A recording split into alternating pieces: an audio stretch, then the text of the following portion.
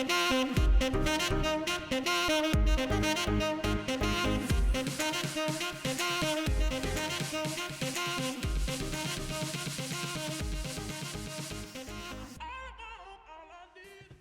you have just said, the idea is to offer a specific space for all those who are interested in international relations in our universities, so that despite the coronavirus, we could meet, discuss, share concerns, thoughts, and experiences about the internationalization of higher education, and more specifically, of Catholic higher education. It's the first time that we organize such an event, and we chose for that this specific topic you mentioned, risk, I mean internationalization, risk, and Catholic universities. Just a word about this forum and its organization. During these 2 days, we will both discuss our practices, for example, as you mentioned, the way in which our universities have been affected by the coronavirus crisis. And we will also deal more specifically with the topic of risk. For that, we have the pleasure to welcome today Marco Ducap, with the head of ALEAS, our partner, our Canadian partner, who is a specialist of this question. And we will welcome tomorrow another specialist, Pierre Memel, who is probably already online. I would like also to underline a specific point. Tomorrow, at the end of the session, we will see how to continue working together on these issues, and I will propose you some way for doing that. Last word.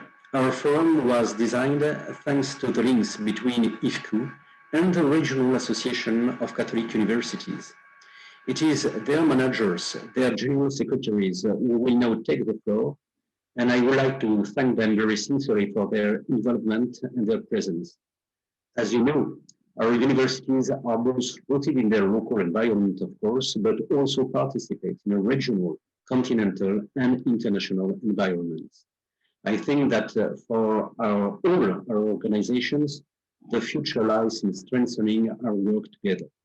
So I have the pleasure to welcome Franck Violet, who is the Secretary General of the European Federation of Catholic University and works at the Catholic University of Lyon.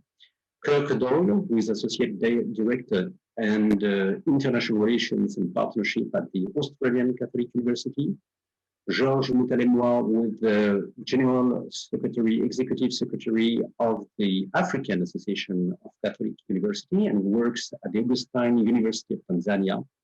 And our friend Andres Barber, who is the Secretary General of the Latin America Association of Catholic University and works at the University del Valle in Mexico. Thank you to all of you for being present and for your words. I leave you the floor. Thank you. Great, excellent. Okay, well, thank you everyone, and thank you for allowing us this opportunity. As I mentioned to some of you before, that Chris Riley was hoping to join you and present this today, but unfortunately he's not able to be with us. So he shared his presentation with me and asked me to step in. So apologies if any of this is out of context, or if you'd like any clarification, please ask me to stop at any point along the way. I'll try and be as succinct as possible. So Chris's presentation was called Internationalization and Risk. I thought I'd give you some context, firstly, about ACU and the Australian context. Prior to 2020, Australian universities were already highly internationalized.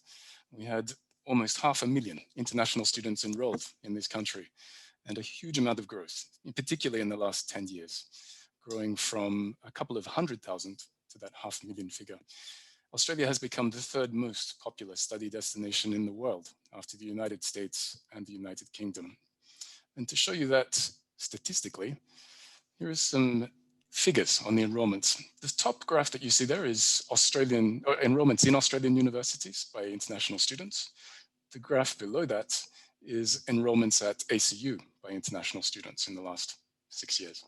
So you can see that the pattern of enrollment growth here is echoed across the Australian sector. The two different parts of those bars, the bottom of each bar represents degree-seeking students, those coming for a bachelor degree, a PhD, or a master's program. And the top slice, the smaller number, is non-award students. These are predominantly student exchange or study abroad enrollments. And you can see that progressively, they've increased in both categories. So I'll move back to those points. 1 in 5 of our own Australian undergraduate students also engages in learning abroad. So for us, internationalization, as it is for you, is a reciprocal effort. There's a focus here, however, on the Asia Pacific. Most of the students who travel abroad from Australian universities study at universities or partner organizations within our region. And there are generous government grants and loan schemes to support mobility in that direction. Not so generous in trying to mobilize students to other locations. 6 of our universities are ranked within the world's top 100, and almost all of the Australian universities rank within the top 800, according to the Times Higher Education rankings. One of the reasons for that is research strength. Australian universities have high rates of both collaboration and international citation. Publishing in English is a distinct advantage for us. We are very fortunate to have that. 190,000 Australians are employed in the sector. That's not just within international universities within Australia or the international field of education, but also in related sectors, particularly in the fields of hospitality, student accommodation, and so on. And this means it's a very important part of our landscape, not just culturally, but economically.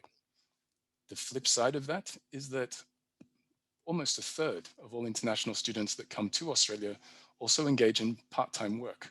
So they're a very important part, not just of our universities, but of the fabric of our economy and the fabric of our society. They're highly visible within Australia, and they represent a large proportion of people within this country. At ACU specifically, prior to this year, we had almost 5,000 international students out of that total enrollment of well over 33,000, so approximately 15% of our student body. And a quarter of our study abroad, of our own students were engaged in studies abroad. I think it was interesting, in particular, that Francois and Zlatko mentioned our Rome campus, and this is the primary destination for ACU students who choose to study abroad. But beyond that, programs in the Asia Pacific are also highly important to us. As of 2020, everything changed. With the coronavirus and the global pandemic, the Australian borders were closed rapidly in March, and there is currently no time frame for the reopening of those borders. We are closed in both directions, meaning obviously we cannot receive international students and we cannot send out our own. They're not permitted to do so. What this means is that we will probably see the first decline in the Australian population recorded since 1946. This is an incredible sequence of events for us, and one that will have national ramifications. There's a major impact, obviously, on international enrollments. And for universities like ours, where there is, in some cases, a reliance on international student revenue, revenue looks to be cut by more than $100 million at some individual universities. That's 100 million Australian dollars. Teaching has largely been online in the last 6 months, and obviously learning abroad programs have been suspended. Research funding and collaboration has been severely impacted, particularly because of much of that collaboration involves fieldwork or studies located in particular regions and locations. Emerging from this as well, there are growing political tensions between Australia and China. And China is our major source of international students coming into this country. Political tensions that have ebbed and flowed over the last 5 years, but have reached a particular point at this year, which is challenging for us. There are also some internal divisions and tensions between the states of Australia, that is our regional government, partly because of internal travel restrictions. Right now, I'm in Sydney, in the largest city in Australia, but I'm not permitted to travel to the third largest city to our north, called Brisbane. That state is closed to travelers outside of it. All ACU staff and students were recalled from overseas in March, and travel will be restricted for probably at least the next 12 months, and advice is emerging that it may be the next 24 months. That is the Australian government restricting travel for our students. ACU directly has seen only a moderate drop in international enrollments, and also a consequentially moderate drop in revenue, but this is likely to have a flow-on effect for the next 2 to 3 years. Remarkably, on the bright side in all of this, we have improved our own position and profile internationally moving up in those international rankings. And thank you for Francoise for noting the place of ACU in the global network of universities. Being ranked in the top 300 means we are one of the top 6 Catholic universities in the world on those rankings. So how have we responded to this current situation? As a nation, Australia had what you would probably describe as a quite coordinated and highly effective national response to both the health crisis and the economic impacts of that pandemic. A significant level of collaboration has existed between institutions as well, and between institutions and government. Predominantly, that collaboration has been between our institutions and our state governments, our regional government. Universities have been seen as a frontline provider of services and resources, frontline operations on the same level as schools, the health sector, our social services, and other key points of society like logistics, food production, and law enforcement. We've all moved very quickly to fast track online delivery. There were some barriers to that, particularly regulatory barriers within Australia, but they have been remarkably quickly moved forward. Welfare support for our students, however, has not been nationally consistent. And I'm referring predominantly to our international students. Our international students did not have access to some of the federal government, the national government's benefits, such as unemployment benefits. And as a result, remembering that statistic that over 60% of those students work part-time, when those jobs were lost or the ability to access jobs was diminished, many of our international students found themselves in financial hardship, significant hardship. And the financial support to assist them was really led by our institutions and the state or regional governments rather than our federal government. There's been a struggle to facilitate the physical provision of some resources, particularly laboratories and clinical and practical experiences and placements. Naturally, with the need for social distancing and physical restrictions, this has been difficult. Particularly, this has had an impact on courses which lead to professional accreditation or recognition, such as teaching, nursing, the health sciences. These have had particular challenges for universities that dominate those fields. ACU is one of those, with high numbers of students in teacher education, but also in health science programs. Government funding, on the bright side, has been approved for virtual learning abroad programs, not only for this year, but also for the next year ahead. This means that students who would normally travel from Australia to our partner universities are able to seek the same amounts of funding or similar for virtual experiences with those same partners if we can set them up. There's also been new early entry schemes for high school graduates to give them some level of guarantee about their plans for higher education study in the next year.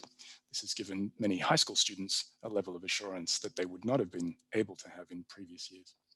Specifically at ACU, we invoked our critical incident policy very quickly in February, and that led to the establishment of a critical incident team, which therefore meant we had university-wide management and governance of our response. And that meant consistent and quick changes for any of the resourcing and policies that affected our students, our staff, the teaching and learning, our research, and specifically, as a Catholic university, our identity and mission programs. There's been an obvious focus on business continuity through online delivery, but also through the opening of key facilities that support some of those programs I mentioned earlier, like nursing and health sciences. We've also been able to dedicate significant amounts of ACU's own funding to student support. We set up financial hardship loans and in some cases grants that don't require repayment for students in need. We did some of that with our state governments who had a dollar for dollar scheme where we could provide equal amounts of assistance to students. There was also a very rapid setting up of online support services.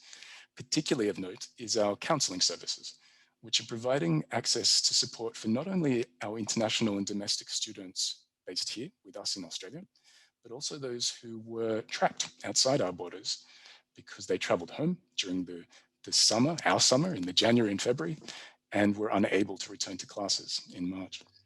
So remote support services are something we've had to develop very quickly, and the feedback we're receiving from students is that they've been highly effective.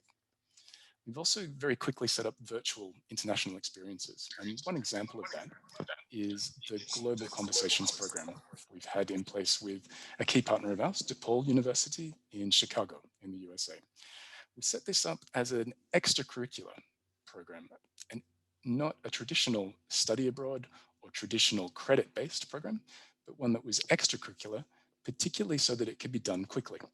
And that led us to have connections between students from multiple universities within a month, which we would not have been able to do if we did something as a credit-based exercise.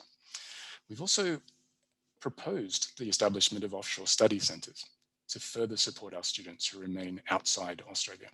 For us, our key source countries of international students are those you see on the screen there: Nepal, Vietnam, China, Sri Lanka. These are all places we're hoping to set up a physical presence that provides access to those students with computing resources, with potential for library and physical resources, and in some cases, tuition support. And what have we learned? Well, Professor Scrub has started to elaborate on some of these points, but I'll run through them quite quickly. A robust, that should say, risk management and critical incident framework is crucial to really responding to these major events. And what we're finding is that although we had frameworks in place and we had risk management policies and protocols, having ones that can be adapted and enacted quickly are vitally important in situations like this. There's also a very strong need for enhanced financial mitigation strategies that anticipate the unexpected and potential sharp declines in revenue. I did mention that ACU has not seen those sharp declines, but many other Australian universities have, and they're finding themselves in positions where it's difficult for them to retain the same levels of staff and physical support that they would have without the kind of funding that they were preempting. In some cases, Australian universities have more than 40% of their revenue derived from international student fees. Investment in robust educational technology is obviously essential, and that's really enabled the quick pace of online learning delivery. It's also a key part of our risk mitigation going forward. But what we've noticed is we can't rely on government to bail us out. We need to be masters of our own destiny. And we don't always receive the level of support from the federal government or the national government that we might expect, where we have seen significant support from those regional state governments. Diversification remains obviously critical, not just diversification of income sources, but program types, disciplines, source countries of international students, research opportunities, outbound learning abroad partnerships, and so on. And what we really found very quickly is that we have underutilized the technology that is already available to us. How many of us would have thought a year ago that we would be using Zoom or Microsoft Teams or other forms of virtual classroom delivery the way we have in the last 6 months, or at the level we have in the last 6 months? Transnational education opportunities are becoming far more important. They've always existed, and Australian universities have been active transnational educators, but this type of delivery is becoming far more important in the current context for students who cannot physically travel here.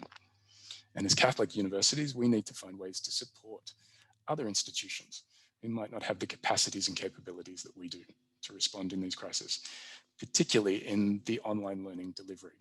Many of our smaller partner universities, particularly those in our region, in Southeast Asia and the Pacific, simply don't have the resources or the systems to deliver online or to set up the delivery as quickly as we could. So having the ability to provide that support has been really vital to those partnerships. Having sustainable international community engagement activities, what many of you would describe as service learning, has been critical to us. And having the ability to work with key on-ground partners who can manage those programs when we physically cannot. Ultimately though, redefining internationalization has been probably the biggest lesson. What do we mean by learning abroad? What do we mean by research collaboration? What is field work? Where does the field start and begin? And what is a classroom? Where does that physically end, if it has a physical presence at all? And exploring new projects and new ways of working with, in some cases, the same partners, our long-standing partners who we know and trust, but in other cases, working with new partners in new regions where we've never explored opportunities before. So this has been a wake up to us to see opportunities that were always in front of us.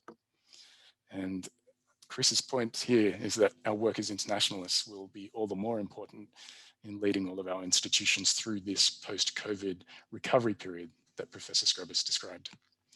And Chris has included I think, a perfect quote here. The nations must understand one another, and quickly. And without the interposition of their governments, for the shrinking of the globe is throwing us in each other's arms, from E.M. Forster, from 100 years ago. And on that, I'll close and leave it to the other panelists. Thank you so much, Kirk, for this very interesting presentation. I think that you have been directly to the core of our topic, and that your speak will be very inspiring for the other panelists and for our discussion. I just written 2 points. There are other points that we will discuss, but the necessity of having a risk management team, you mentioned that it was crucial, and also the necessity of redefining what is internationalization, or what kind of ways we can use for a new internationalization. So thank you very much. I leave you the floor, Frank. Yes, with pleasure. With pleasure. So thank you, Kirk. That was very interesting to listen to you, and I learned a lot. First of all, let me thank the organizers of this event, which is, in my opinion, really interesting. And this kind of meeting can help us, and I see lots of very interesting,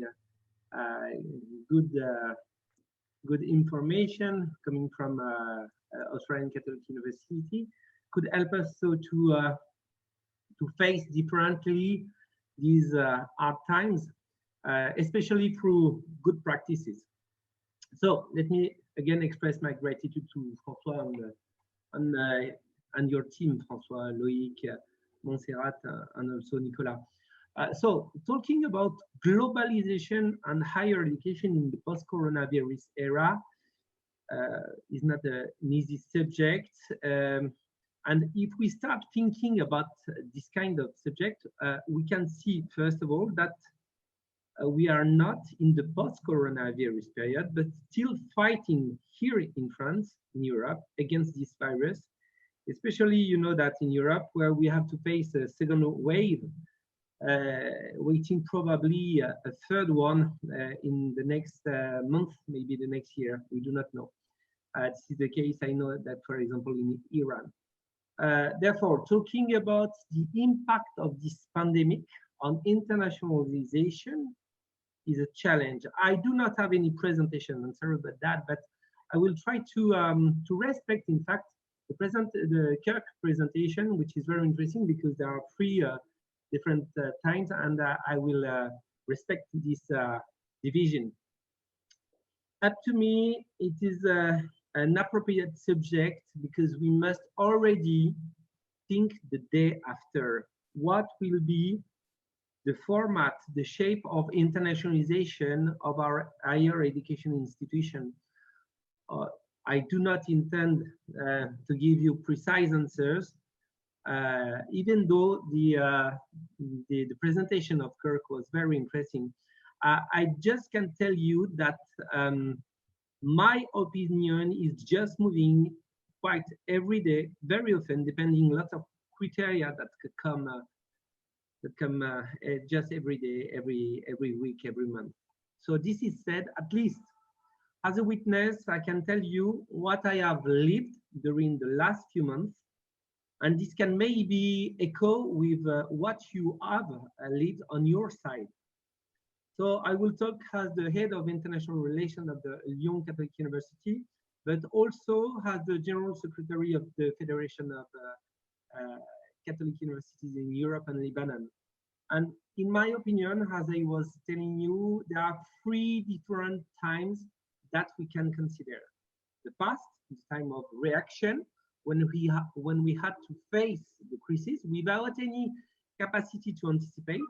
It was between February to June. the present, today, the time of the decrease of international students. This is this academic year.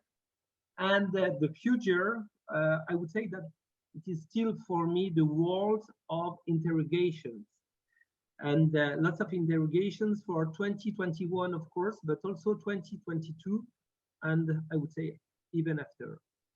So the past, as I told you, the time of reaction when we had to face the crisis without any capacity to anticipate. I guess it's the same for you, most of you. After several weeks, it was in February, during which we established specific rules in order to avoid the worst, we had to close the university, all the French universities, the 16th of March, and hopefully here in Lyon, we were, to be honest, prepared to switch to the online courses. Therefore, the rest of the semester has been curiously, frankly, quite simple. I think that's, I mean that our students and our staff really made their best. And thanks to this very goodwill, it has been possible to conduct the semester, to drive the semester to its end without any major problem. But again, with lots of determination from everyone. I want to underline this point, which is very important in my sense.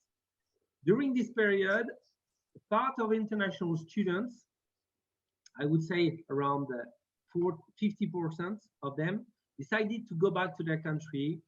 It was often students from Asia and from US, but at the same time, a large part of the European students stayed in our university, in our remote courses.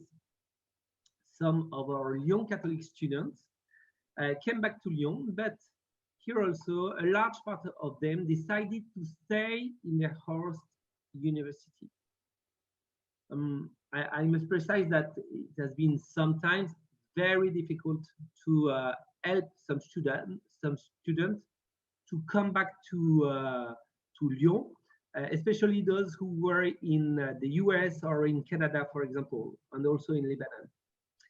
So during this first period, we knew we had to react, and frankly, nothing was really complicated because we had no choice.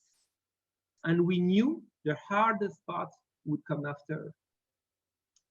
At the European level, as everyone already knows, things have been very complicated in Italy, in Spain, and special mention, of course, for Lebanon, since, as you know, this country had to face at the same time a social, economic, and political crisis. So to conclude the impact on the of the COVID-19 on the internationalization for the first part, I would say so the past, I can say it was at first mayhem, you know, something like that. But once again, compared to some other higher education institutions, we can say that the large majority of European Catholic universities have managed to switch correctly to universities life online. And we knew we would have to face such a strange present. So concerning my second part, the present, it is today the time of the decrease of international students. First of all, let me give you some figures concerning Europe and Lyon Catholic University. So far, data on the number of student applications for the academic year 2020-21 are not available at the European level. We can just say that several EU countries expect a drop in the number of international students who wish to enroll in higher education institutions. In France, the decrease is around 20%, especially because the number, so it's not so much, but It is because the number of students coming from Maghreb is constant, and also because there is, without any surprise, an increase of Lebanese students. At Lyon Catholic University, we see a decrease of 60%, 60, a huge amount, 60% of international students joining the university. Well, the figures are especially bad concerning our Institute of French Language and Culture. And on the contrary, the number of French students who join the university is growing around 8%. We also see that our students went abroad. The number of outgoing students is overall the same as the number of last year. So this is important to see our students decided to go abroad without any restriction on their side. But this is said, I must precise that a very large majority, and this is important to me, a very large majority of our students stayed in Europe, traveled to Europe. Why? Because we have strongly invited them to stay in Europe, since, as you know, it is easier to come back home when you are in the same continent. You can rent a car, you can come back very quick. We also keep in mind, it has been, as I told you, it has been very complicated to bring back some students from other continents. Concerning the number of students who had the courage, I would say, to travel to Lyon in this specific period, we must take into account few things, few elements. First of all, the price of airfare has increased a lot, especially long flights. Second point, some Asian countries invite their students, and this is still the case, to reconsider their travel to Europe. And that has a strong impact on the decision of the students, of course. Third point, pandemic made also more difficult for international students to complete the administrative procedures necessary to enroll in our European universities, despite the fact that some countries have modified or adapted their admission process. At Lyon Catholic University, we have mostly students coming from the EU, no limit, no visa, Erasmus grant, geographic, and maybe also the way of thinking, the way of understanding this specific period. Most of our courses are face-to-face. The European Union, maybe you already know that, the European Union tries to promote hybrid mobilities, but for this academic year, we must recognize it is complicated, and frankly, students want to have the benefit of their youth. They want to have the benefit of the cake, I would say.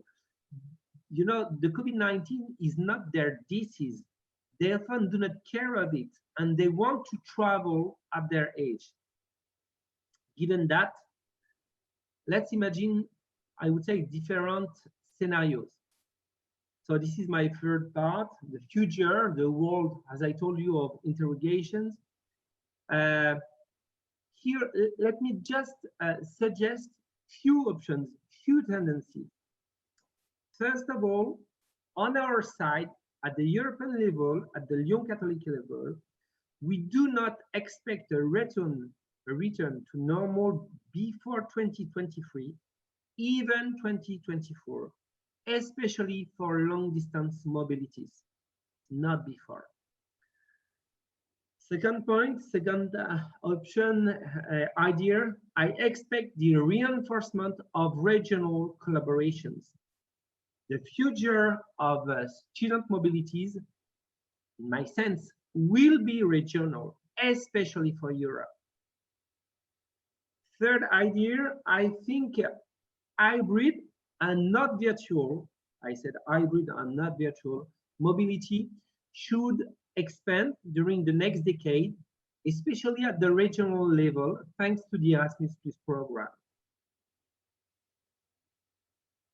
Another idea, I'm convinced we will go ever more to stronger collaborations, and I agree with Kirk on that point, with a small group of sisters universities at the regional level, but also at the international level, because we've seen during the crisis that it was so easy to talk with people that we already knew, with whom we had very good contacts, and we saw that it was so complicated to try to make understand some specific, sometimes cultural ideas to some other partners.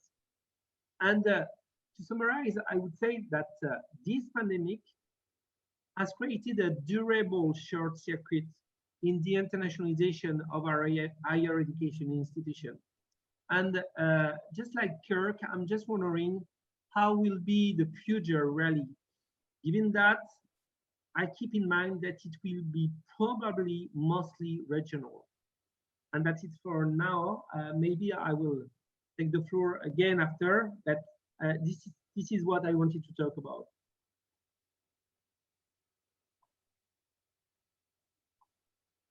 You listen to me?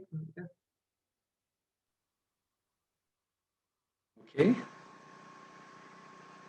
It's okay for you, Frank? Yes, that's okay for me. Okay, thank you. Thank you very much for having mapped so well the European situation. I think that many points that you mentioned were in links with what Kirk told us. I was very interested by listening to you saying that, in fact, there was perhaps a decrease or even a dropout of the students' mobility. But nevertheless, this mobility still remains, but European students stay in Europe. If they travel in Europe country. And if I compare this situation with what Kirk said, you mentioned the number of foreign students who came to Australia during the last decade, 500,000, if I well remind. And you mentioned also, Kirk, the number of Australians employed in higher education field. This means that that higher education has really become a market. And for a part, of course, it is an international market. And the topic that we have, internationalization, is linked with this international market. What we can perhaps foresee for the future, as you mentioned, Frank, that there is not only an international market, but also some continental market. And what emerged in Europe is this situation, in fact. You also mentioned 2 points that were very interesting. You mentioned the necessity of, at first, react to the challenge raised by the coronavirus crisis, and then to anticipate for the future. And for me, it is at the core of our topic, because we are living in what some colleagues described as a VUCA world. VUCA means volatile, uncertain, ambiguous, and complex world. And so, how do we deal with this situation? Of course, we can react, but I think that if we want to react well in the future, we must anticipate. And so, there is a kind of new culture of foresight attitude, perhaps, that we must have in our universities. And it is also a challenge for us to work together so that we can react also all together among the Catholic universities, but not only Catholic universities. But I think that it is a real necessity for us to have that in mind and to prepare the future all together. So thank you very much, Frank. I think that the third panelist is you, George. So I leave you the floor. Hello, everyone. I'm going to make a very short talk, as it were, because first of all, I'm running out of power, and there's no electricity at the moment because of the weather. But I would like to say that the question of internationalization here started being in my view, being affected by the cancellation of the General Assembly that we had planned for March this year. And that this was supposed to be our first General Assembly since I became executive secretary of the Association of Catholic Universities. And that actually meant that a lot of our discussions and plans could not actually work. And so we're actually planning to hopefully have it on face-to-face next year, 2021. And then the second actually thing was that I had started a research study visit in Nairobi at the Catholic University of Eastern Africa, but I had to cut short my research visit because of the COVID-19 in March. And actually the main idea was actually to discuss, to do really research on mainstreaming peace studies, which actually has been an important question for us as the Association of Catholic Universities in Africa. And so that has somehow got stuck, although we are planning to see, well, I tried to continue online, doing research, contacting some people, but it's different to how it was supposed to be or expected to be. And that was my second experience. And the third one was that I had actually an invitation for training also on peace studies from the Notre Dame University in the United States of America. And the idea was to start an institute of peace studies. So again, that one had to be rescheduled, and I hope that we can still do it, but it can't be for this year. Now, having talked about myself briefly, I can just mention one or two experiences or two issues that I've noticed with this COVID pandemic situation in terms of internationalization, that we had some students who were supposed to go to Germany, master's students in their second year, and this is their last year. They were supposed to go to Germany. In fact, they already had their return tickets, but they had to return actually while already at the airport because they couldn't travel. And the thing is that they cannot now go because in November they are graduating and we don't have a plan for them. Maybe for those ones in the first year, those ones can manage to do so. And the same applies to third year students in sociology who are supposed to travel to Austria for about a month. But again, they could not travel. And now they are in their third year, also in November, they are graduating and they cannot actually be able to travel. So of course, also that also means that also students from Germany, Austria, and other countries, of course, cannot come to our university and or other universities. So for first years, that's kind of, there's still a possibility because they still have some 1 or 2 years. But for those in their final years, that's really bad luck, if you may put it that way. So definitely, COVID-19 has had a huge impact on internationalization. Except that, of course, we are trying to survive online, as it were. But in terms of face-to-face, that has been a real challenge. So I would like to end up there. Thank you very much for listening to me. Thank you so much, George, for what you have said.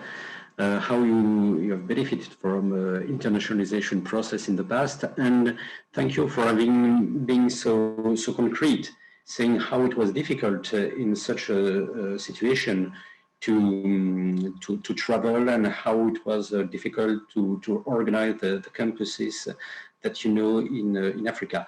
I think that we must have this in mind, because when we speak about internationalization and international relations, in fact, it gathers a lot of situations, a great diversity of situations. And sometimes it's quite difficult to imagine how other people all around the world can face the same challenge with some other means. So thank you very much for your intervention, George. Thank you. I will leave now the floor to Andrés Barber, who is the General Secretary of the Latin America Association of Catholic Universities. It's a pleasure for me to welcome you, Andrés. Thank you for being here. Buenos días a todos. Muy buen día. Hello. Good morning here, at least here in Guadalajara in Mexico. It is a pleasure for me to be part of this conversation with colleagues in several parts of the world. And of course, I thank IFCU for this invitation, along with Australia Catholic University. Well, my name is Andrés Barba. I am the Senior International Officer at UNIVA University, which is the largest Catholic university in Mexico. But as Francois just mentioned, I am also the Secretary General of the Catholic Organization of the Latin American Organization of Catholic Universities, that is called ODUCAL for its acronym in Portuguese and Spanish. So I would like to share a short presentation for you to know a little bit about our organization. Well,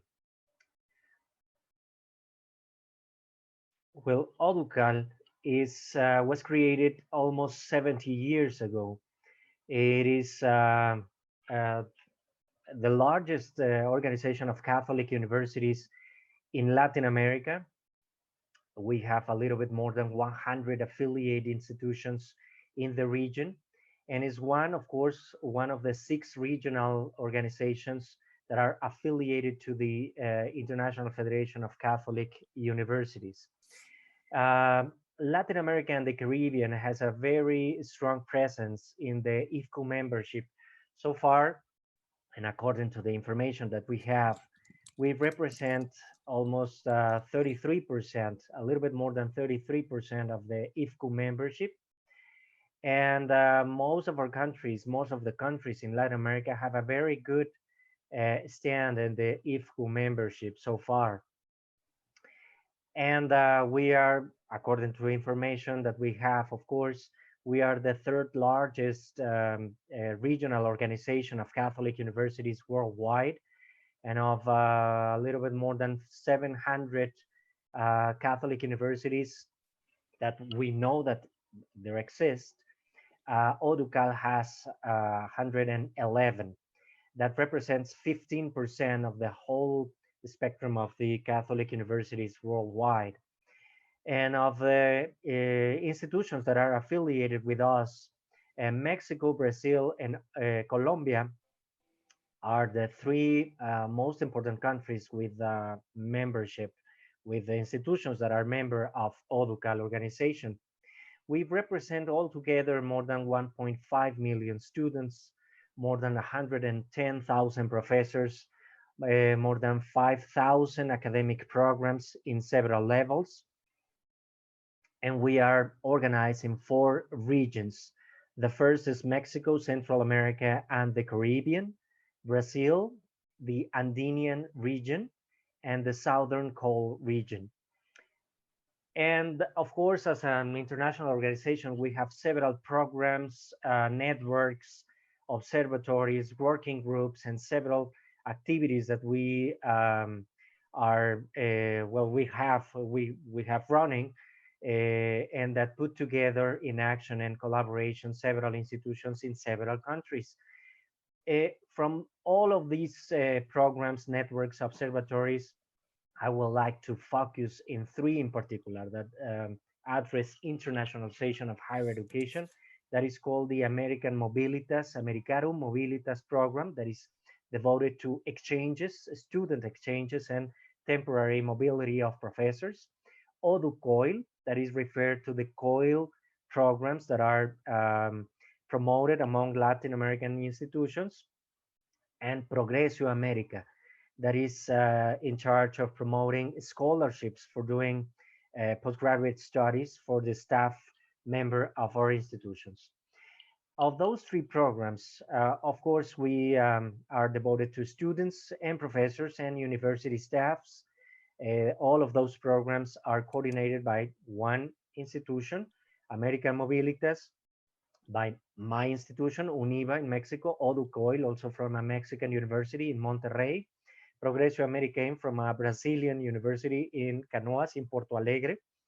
And all of those promote student exchanges, academic stays for short-term terms, and temporary online collaborations, and of course, these scholarships for graduate programs for our staff members. And we, of course, we were planning this year to go global, not just Latin America, but trying to look for international partners that allowed us to increase the number of partners for our students to do exchange, and of course to receive students from other parts besides Latin America, and of course expanding the rest of the programs. Well, having said that, um, I want to share with you what happened to us according to these pandemics. Of course, the first moment that we experienced in last month of March, it was a fear and paralysis from several universities that, especially in the international offices or the international dimension of the universities, most of them didn't know really what to do because of the stop of the exchanges, the stop of the programs that we were running on.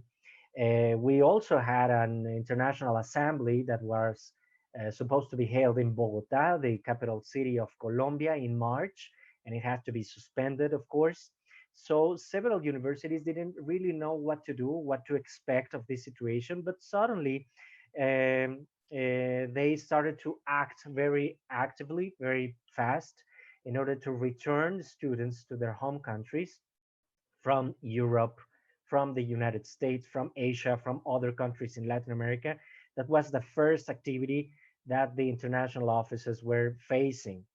Then it was the institutional policies that were taken by the universities that was just to suspend, of course, the exchange programs and the mobility of professors and some research activities that needed some presential activities in other countries that had to be suspended, and some other programs. For instance, my home university runs a global summer. We call it a summer program for international professors, and we were expecting to have almost 50 professors from around 15 countries that were coming to Mexico. We had to suspend that program, of course, because of the situation.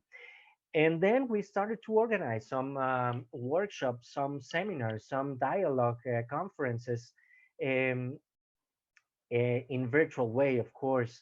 We hired our first license in Zoom for Oducal. We didn't know, we were not working with Zoom before, and then we had to hire one license in Zoom and some other platforms in order to promote these events to take place.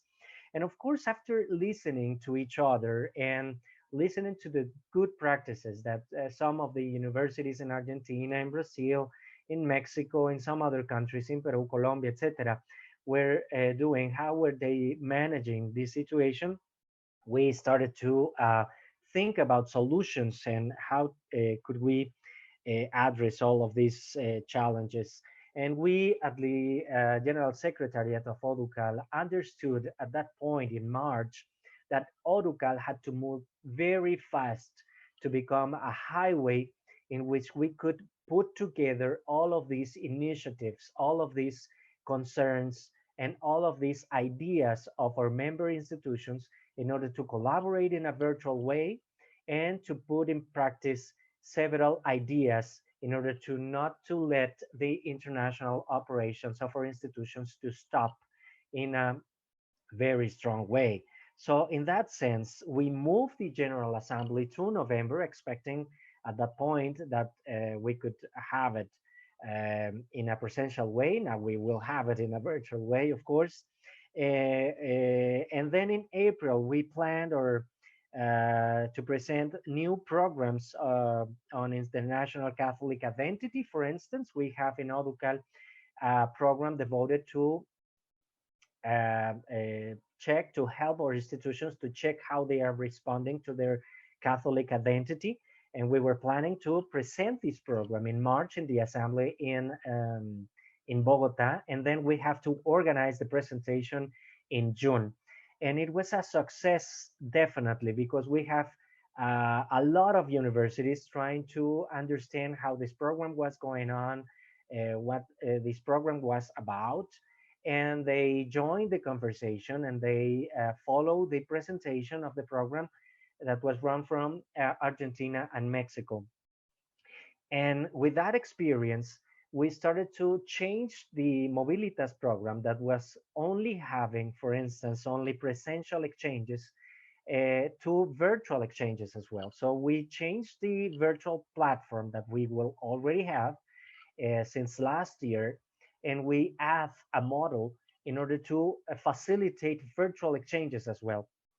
And just to give you an idea, just for this first semester of the year of this 2020, that was starting the Mobilitas program, we just have 30 exchanges because it was the first year. It was the first time it was the program was running. And so we achieved almost 30 exchanges of students running from one place to another of Latin America. But with the virtual exchange program, we were able to register more than 2,000 courses that allowed almost 200 students to participate in virtual exchanges right now in this second semester of the year. And it was a huge success. Suddenly we became the second largest Latin American organization having a virtual exchange program. And it was just because, I mean, we are in that second place, just because we are not as large as the first university organization that has the first place program. After that, in June, we organized a COIL workshop with a very nice and expert person that is in charge now of this ODU COIL program. And that gave us the idea that we had to create a new program facilitating COIL experiences for our universities. And suddenly we create a new virtual platform that allowed to register classes and professors who were willing to promote international experience on the COIL modality. And now we have 54 universities that are registered in this initiative, and they are already registering classes for a virtual way in order to start for next year. And then in August, we started to organize the launch of a new program that is called Progreso Amerique, as I already mentioned, in order to give scholarships for staff members of our institutions to do a PhD or a master's degree.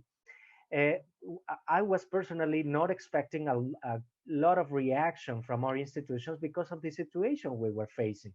But surprisingly, we have a registration of around 107 scholarships that were registered by the first universities that were saying, yes, I want to participate in this.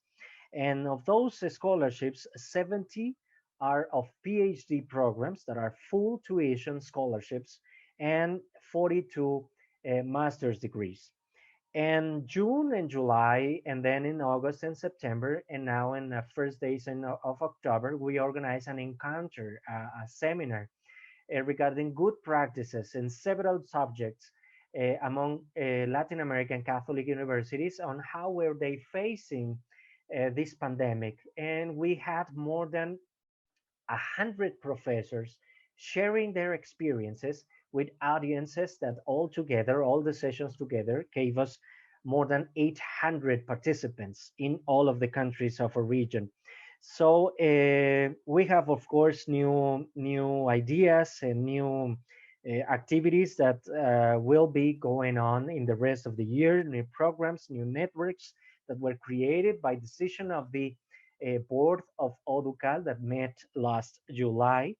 And they created a new program that is called, a new network that is called the Pastoral network for the universities, and it is become very exciting.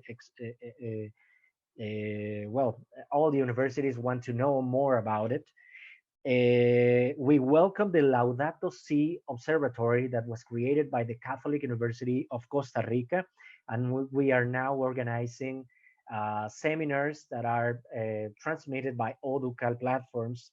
And of course, we are creating now a new platform for promoting research among universities, but in a virtual way. So what would I say in resume of all of these experiences? I think in Latin America, we experienced in the first moment of the pandemic, I say in March mainly, a moment of fear, of paralysis, and then we started to look to each other, to what we were doing. I mean, we Mexicans wanted to know what Brazilians were doing and what the people in Chile were doing, and the Chileans wanted to know what the Argentinians and the Colombians were doing. I mean, we all put in touch each other in order to know how were they facing, how we were all of us facing this situation, and how we were addressing all of these challenges. And then we started to create all of these programs and new ideas and new initiatives in order to put the universities to work together. And right now, I would say that many institutions are very confident in the international strategies they are facing. Now they are organizing webinars and seminars and new programs all around the continent, and they are very happy for that. But also, I think the international offices gain a lot of confidence in the university leadership regarding their how they are useful for this new phase of their institutions that they are facing. I mean, how are they adding value to the institution in these current circumstances? And I would say that is something that we are very happy to promote in Oducal. And now we would like, obviously, to grow and to expand all of these collaboration schemes that we've been creating for the last 8 months, around 8 months, 6 months, with some other colleagues abroad of Latin America, out of Latin America. And of course, the first thing that we envision is to collaborate, of course, with Catholic institutions and Catholic organizations such as FIUC-IFCU. Well, I would like to thank again my colleagues of FIUC-IFCU, Francois, and the rest of colleagues in Australia for this opportunity to share how are we facing this pandemic in Latin America. And very glad to be here. Thank you. Thank you very much, Andres, for this presentation and your positive attitude. It's very important to have this in mind. I think that everyone understood, listening to you, that our situation, as I mentioned, are very diverse. And of course, the presence, the strength of Catholic higher education in Latin America is not the same that in Europe, for instance, and it explains for a part the difference also between our organizations. It was very interesting to know that Oducal has so many programs. You have briefly presented 3 of them: the America Mobilitas, Oducal program, and Progresso America program. And I think that it can also inspire other regional associations for the future. Listening to you, I was thinking also that, in fact, of course, the pandemic is a tragedy, we all know that, but it can be also a kind of opportunity, because, well, what you mentioned was that you can react very quickly. Your universities have reacted very quickly. And in fact, it seems that the coronavirus crisis was as a kind of accelerator for some trends that already exist before the crisis, and that now we have to perhaps better take into account. So anyway, we see that we have to move forward. At the same time, of course, we can use technology. We can organize many online courses, but I was wondering what kind of impact this new way of teaching can have in terms of pedagogy, for instance. And of course, it has also an impact on the relation between the teachers, the professors, and the students. And perhaps that in the future we will have also to reflect, but perhaps that in the survey that you have organized those last months, you have some responses about this very important topic. So now it's time to discuss all together. So I invite the panelists to open their video so that we can see you. And I invite also the attendees to ask some questions or to share, why not, your experiences in your university with the panelists. Of course, if you want to also to intervene in my crowd, you're welcome, because I think that that with all that has been said those last 10 minutes, you have a lot of things that interest you. So I give you the floor for sharing, discussing among you, and once more to the participants, the floor is open to you for asking questions. Thank you. Maybe I could start just to share with you one idea which seems to be very important on our side in France, and as far as I know, also maybe in Europe. Most of our students here in Lyon Catholic University consider this disease very differently from our point of view. I mean that, in fact,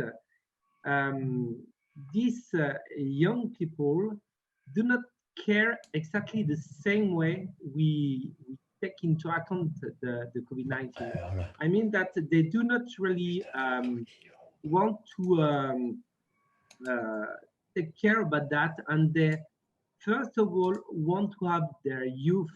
They want to go abroad, and they want to have a mobility semester abroad. Why? Because in fact, often we tell us that you know, you can have an hybrid mobility, or you can have a virtual mobility, for example. That's very interesting, because we have some colleagues from other countries in Europe that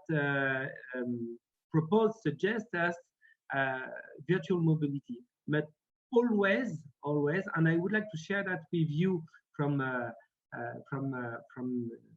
other parts of the world. I would like to know if it is also the case for you. I feel that our students need to go abroad. They want to live abroad in order to have this experience, this international experience that they cannot have if they have a virtual one.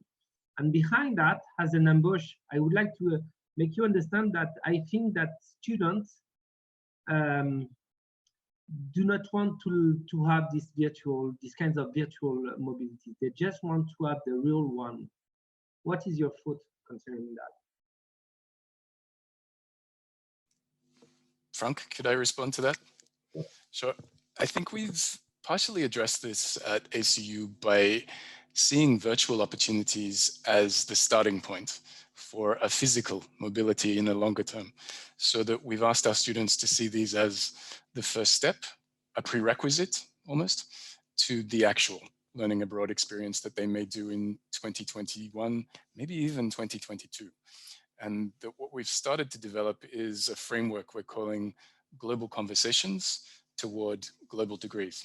So it starts with an extracurricular, remote, online, virtual engagement, may lead to a shared assessment task between collaborating academics on two sides of the world, may then develop into a shared unit or course, and ultimately into recognition within the degrees, so that there is articulation and both physical mobility and short-term credit exchanged as well.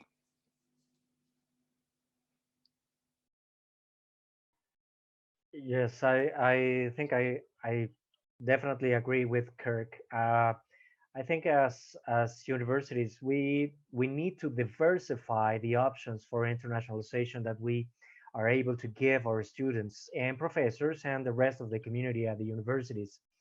Um, I know, I mean, we face the same situation, Frank, here in at least in Mexico and of course the rest of Latin America. All of our students want to have a coffee cup in Paris or going to Barcelona or whatever. I mean, they want to travel across Italy, and I mean, I would like to be there already, but of course they cannot do it right now. So the options that we are able to offer them already right now are this.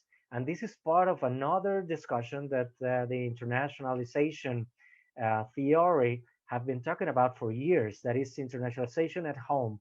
And I think for those institutions that have been working in their last years, months, very strongly on this dimension for internationalization are stronger and are facing better this situation. And of those that, I mean, have putting all the apples in the same basket for traditional mobility, they are struggling a little bit more. And now they are discovering the advantages of internationalization at home. I would say that as international senior international officers or the international heads of the institutions, now understand better. Um, we understand better that we have to have several options to offer our university communities.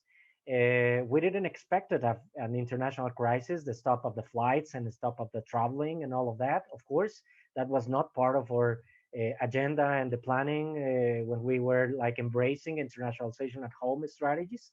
But now we know that this is a reality and we cannot go abroad. And I mean, we cannot escape from this reality. So I would say that as long as we can connect one activity with another, as Kirk was saying, that they are working on that argument that for the students to say, well, now I will have an international class in a virtual way with, I don't know, with an American institution. And then perhaps next year or in 2 years, I will be able to go to the US or perhaps not to the US, to Europe or perhaps to Mexico or to any other country, of course. And to complement several activities of several dimensions of the internationalization agenda that we might be able to offer them.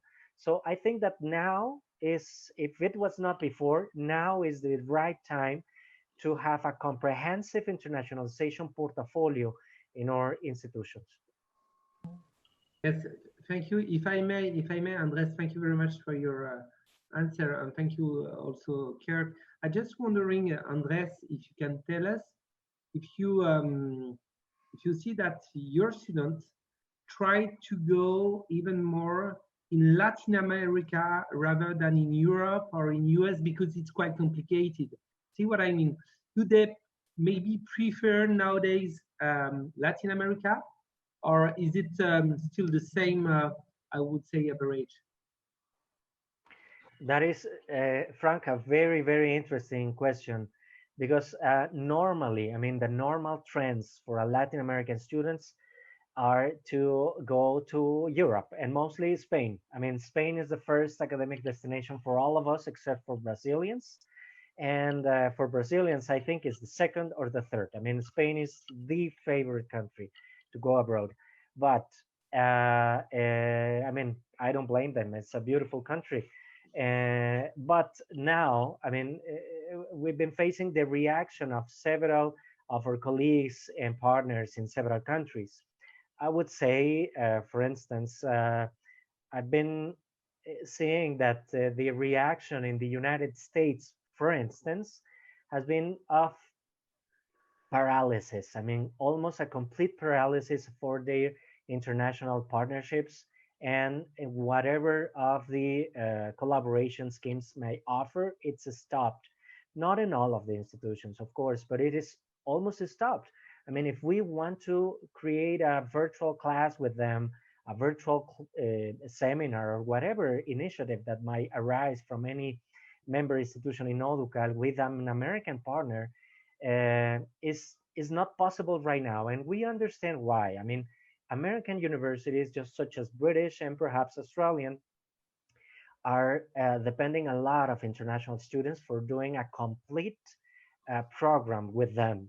And now they are struggling because of that. That is very sad that this situation brought us this situation for them, of course. But I mean, they even stopped collaboration. We've been receiving a lot of institutions that are stopping their partnerships with Latin America, with European universities, with Asian universities.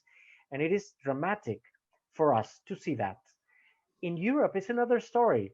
I mean, Spanish universities, French universities, German universities are eager to collaborate in whatever they can do.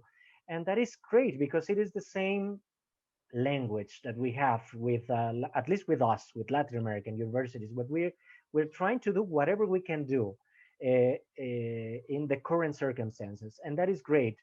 But answering in particular to your question, I think that this is a great opportunity for us to increase the number of students that want to do an exchange, a virtual exchange so far. And then we hope a real exchange, a presential exchange in the near future inside of Latin America. And that is great, great news for us because this is something that we didn't expect it.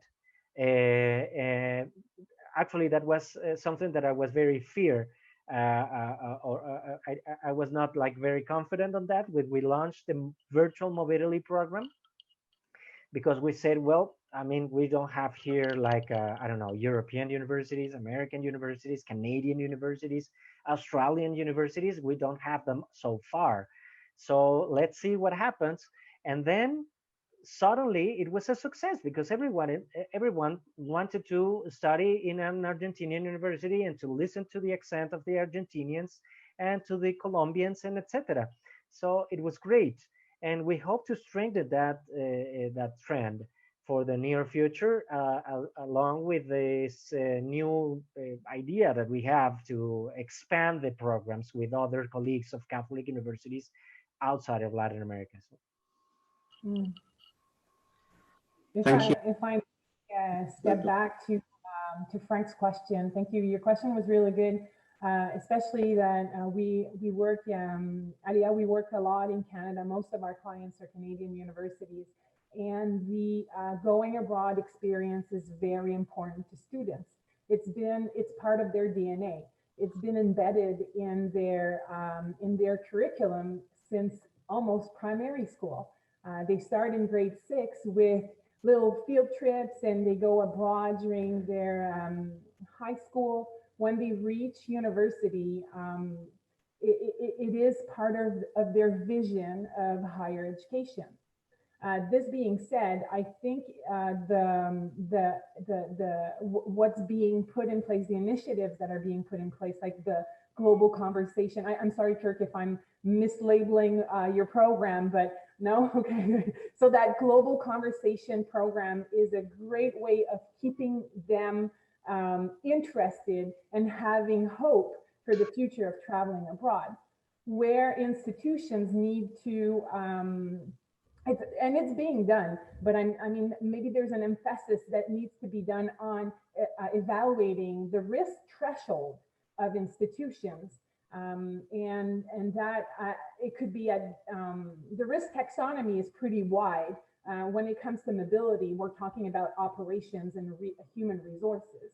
And what is the tolerance to risk of the institution, and understanding what can be put in place to still go abroad. And that's, for instance, that's what we do. We help institutions to understand where the limits are and what the obstacles are, and to put in place and you've all used the vocabulary very well, mitigation measures, so that you can still go abroad and you can still send your students abroad because that's what they want. And I think also it's part of your business model as institutions to welcome international students. Kirk, you've demonstrated it very well in your first few slides. It's part of your revenues.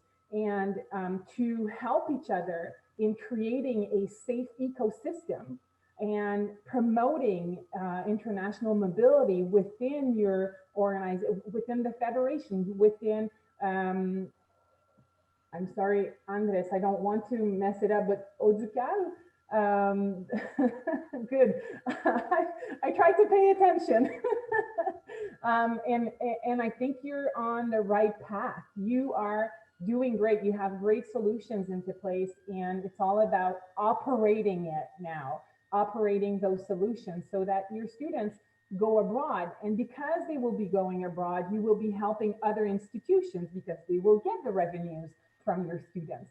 So I think there's really a good, your conversation is great. Now, how can you install that ecosystem so that you can all benefit from each other and creating a safe environment? And what are you expecting from your partners abroad? And what are they expecting from you? And it's that, to have that conversation and starting to explore new partnerships and new ways of doing things so that you can actually send students abroad. And one thing that's one thing that was announced by the federal government in Canada is international students are allowed back on our land. So you can send your students to Canada. We're welcoming them. Institutions are ready. They have what it needs to have the quarantine in place. They have the support for students to do so. So look into that type of partner that really want to have your student back on campus, and that are, Francois opened up the forum with talking about the importance of recovering and being re-engaged. But I want to push that further. It's about how can you be resilient? What is resilience, and how can you overcome this? And now is the time to set it up and have those conversations within you. And this is a great forum to do so. I've taken enough time, especially that I have a 20-minute coming up, but I could speak forever on that topic. I mean, just mentioning something about Marie-Claude comments. I think that at least from our side, presential mobility, of course, mobility is still possible for some institutions. At least in my home institution, it is still possible to send the students, not to receive them, because we are like facing this reactivation of the mobility programs in different ways. For instance, we are subject here in Mexico, at least on the government measures taken to return to presential activities at the universities. I mean, right now, 100% or at least 95% of the people that are working at the university are at home. I mean, they are doing work at home. So we are not taking classes presentially. So we are just waiting for the government to allow us to return to the campus. So it is not possible to receive students, not even to our own students, to the campus. So until we have a green light from the government, local government, in Mexico, and it's the same case in several Latin American countries, we will not be able to receive international students, but we are able to send them to those countries that already are able to receive students. But even in those cases, we are facing a lot of restrictions from national governments for issuing student visas. For instance, we are in the British case, we have a couple of cases of students waiting for at least 8 months to have an answer from the British embassy. Just an answer, not the visa, just an answer.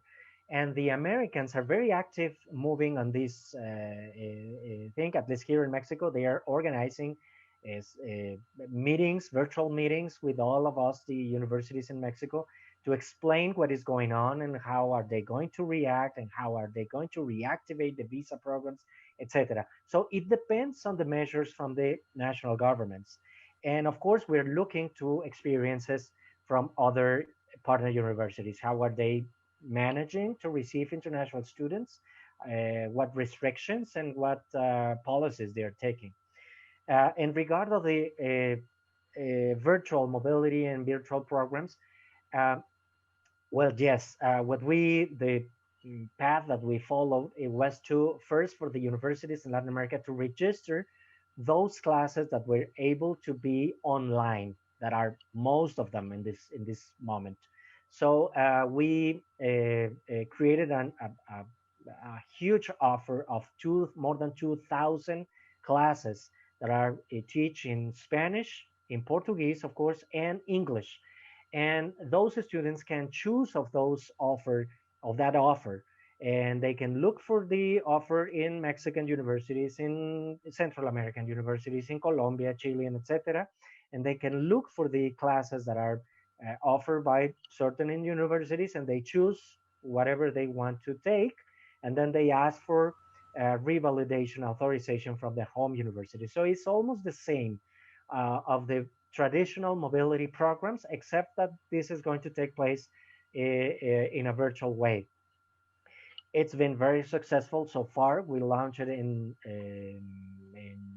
June, at the end of June. And in August, we had more than 2,000 classes. And in September, at the end of August, we have almost 200 students registered to do these virtual exchanges. It was the first time we do this, and it's been great. So now we're like trying to launch this second phase for the first semester of the next year. And COIL programs have been also very successful. In my university, we were able to launch in a very fast way, a COIL program. And now we have 60 international professors giving more than 60 classes. And the impact is going to be for 1,600 students only in my home university. So it is a good starting point for promoting mobility programs, perhaps for next year.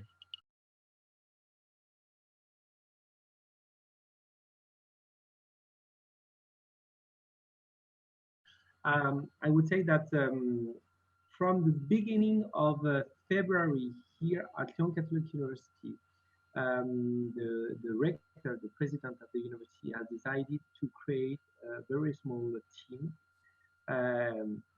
which had to prepare an increasing number of rules devoted to the fight against the risk. In fact, I would say.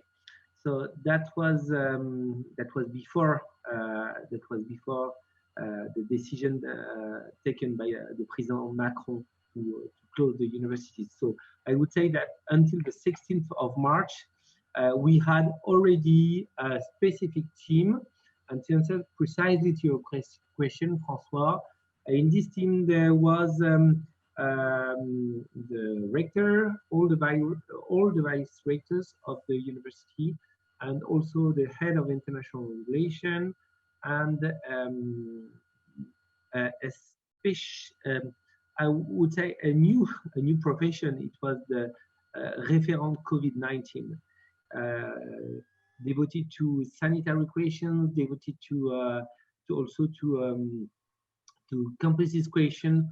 And so yes, we had already that, and of course this specific team had meetings, I would say, quite every day during all the crises, and now it's something like once a week. You had a critical incident team, which was established in February, and that was in accordance with our standard critical incident response policy. So whether there was a physical problem on campus, whether there was a health crisis that was limited to Australia or a global pandemic, it would be the same policy that was enacted and the same type of team established, which involved Professor Scruvis, who was here earlier, as well as our head of international, Chris Riley, the key academic leads, and the people responsible for physical infrastructure and finance, as well as insurance and risk management. So they all came together almost daily initially, I think somewhat like as Frank was describing, and that moved to weekly. And now it is fortnightly to monthly, basically on a needs basis. And some of those people that were initially involved have stepped back, particularly the academic leads. More or less the same at the university. I mean, we do have risk management protocol. But in that protocol, there was nothing about an international and worldwide pandemic. So we have to improvise a lot. In this case, there was a group of leadership at the university, headed, of course, by the president or the rector, with the vice rectors or vice provost, the academic, the financial departments, of course, the leadership, including the myself as the senior international officer, and the health department. That was very important because one of the most important goals of the institution was to have a healthy community environment, and that included the to have a monitoring activity for the health of the members of the community. So far we know that we have one casualty. I mean, one person of the university community who passed away because of COVID, and some people who got the disease, but they recovered very well, thanks God. And but I mean, this group is facing, I mean, it's taking attention or putting attention to all kind of subjects regarding international programs, yes, but also regarding the financial situation, the recruitment activities, the marketing online, full percent online activities, the government monitoring the government decisions, because we operate in 6 Mexican states. We are also, as Canada or Australia, a federation. The university runs in 6 states. So we have to check, because there are competition between the federal government and the state governments on who's more, I mean, who has the best grades to face the pandemic. Unfortunately, we don't have very good grades for either of them. But so far, I mean, they are taking different measures, and we are monitoring what are those measures from the federal level and also on the state level. So this is the way that we are facing, and of course everything depends on the enrollment, because we are trying to give some financial facilities for most of our students, for them to remain at the university, and that has implied a lot of efforts of the institution to change a lot of the investments that we had planned for this year and for the coming years, of course. Right. Thank you very much, Francois. And sorry for the time that I missed. Our university, of course, the first reaction was that once the government decided that all universities should be closed, that was enforced. And nearly 2 months afterwards, our university decided to have a meeting to train actually some people on how to offer courses online, because that was something that we never did. And the training was offered, and but before actually it was implemented, the government of Tanzania decided, the president especially, that coronavirus was just a little virus and nothing to worry much about. So, as such, he decided that all schools should reopen, beginning with universities and then schools, primary schools and secondary schools. So basically, life went back to normal until now. Students are busy and working on the exams at the moment, and that is in Tanzania. But in some other places like Kenya and Uganda, they went into a lockdown. And so some universities, such as the Catholic University of Eastern Africa and Tangaza College, are offering online courses to students, and they are yet to reopen. So basically, those are the things that I can say about our response. So it has been really varied from one country to another, from one institution to the other. Okay, thank you very much to you, George. Thank you to all the panelists. I think that there is no more question, but yes, Dirk, yes. If I may, just one more question. I'm sorry, Marie-Claude, I realize we're eating into your time. But to address comments made by both Frank and Andres about regional collaboration, how do we see regional collaboration as a positive and not limiting broader collaboration outside of our regions, particularly when it comes to language immersion programs and so on, which are perhaps not available within the immediate region where languages are spoken in various places? How do we see this as a step towards a broader collaboration, or do we?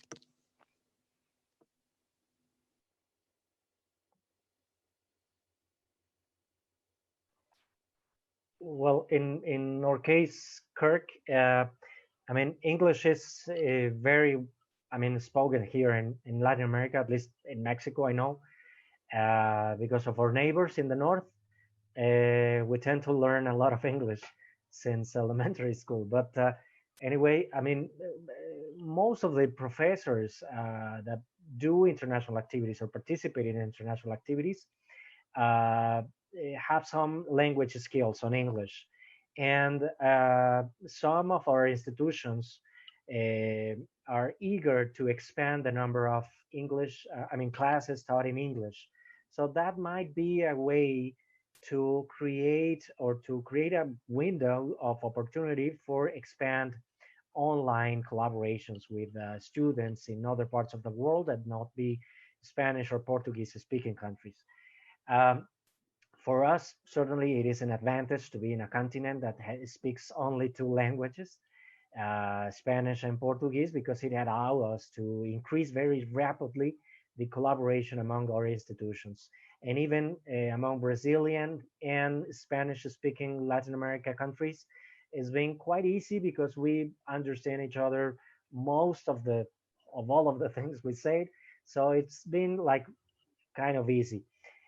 Nevertheless, I think that if we are going to create an international, a global platform for collaboration in some activities, we need to determine what are going to be those activities. For instance, I will propose exchanges. Exchanges is the easiest and fastest way to collaborate among Catholic universities worldwide, because you do not require to create nothing on except for a system for managing these activities, and you already have it. It's just that we need to create our own system inside of IFCU, for instance, that allow us to manage some procedures and management for that. And of course, research. I think that is one of the two things that I think that are most easy way to promote collaboration. Research. Why? Because we are working, most of us, in the same issues, most of us, and but from different perspectives, of course, from Latin American perspective, from Asia, from Europe, etc., from Africa. So if we are able to create a platform as the one that IFCU is trying to create and launching in these days, of this platform for collaboration among Catholic universities worldwide, in which we can realize who is doing what, then we will be able to strengthen those collaboration despite of the language problems or the language skills of the professors. I think, English, for good or not, is the international language right now, and if we have some capabilities on that, then we will be able to collaborate abroad of the around, part of the world that speaks the same language. So I'm going to try to answer to your question, but I had just a small technical problem, so that I didn't clearly hear your question. Can you maybe say it again? Sure. So in a nutshell, how do we embrace the regional opportunities that you talked about without them limiting more broad opportunities? And we want our students to have these global intercultural experiences. We want European students to study in Asia, Latin American students to come to Australia, and so forth. We don't want them confined to their regions in the longer term. So how do we ensure that happens? Okay, that's a large question. I'm gonna try to answer very quickly, but few things. First of all, as Andres has explained, I think that this pandemic is also an opportunity to rediscover our region. That's the first point, which is, in my opinion, very important. We have lots of students who want to go to discover Australia, who want to discover the American culture, the African culture also, or whatever, but they rediscover, part of our students rediscover their neighborhood. And I think that is very important. That's the first point. Second point, here in France, and especially at Lyon Catholic University, we have lots of courses taught in English nowadays, especially in the law and in the business area. I would say that half parts of our courses are taught in English. So we can, of course, welcome international students. They can follow courses in English, but at the same time, it means that we can also consider another thing that I have already talked about in my presentation. It is that we must really rethink, and that cross one of your ideas, Kirk. We must really rethink the way we develop our partnership. And I think it's very, very important to reinforce, especially few collaborations. We can have lots of collaboration with all over the world, of course. And I guess that just like you, just like us at Lyon Catholic University, you have lots of partners. But have you ever asked yourself how many true collaboration do you have?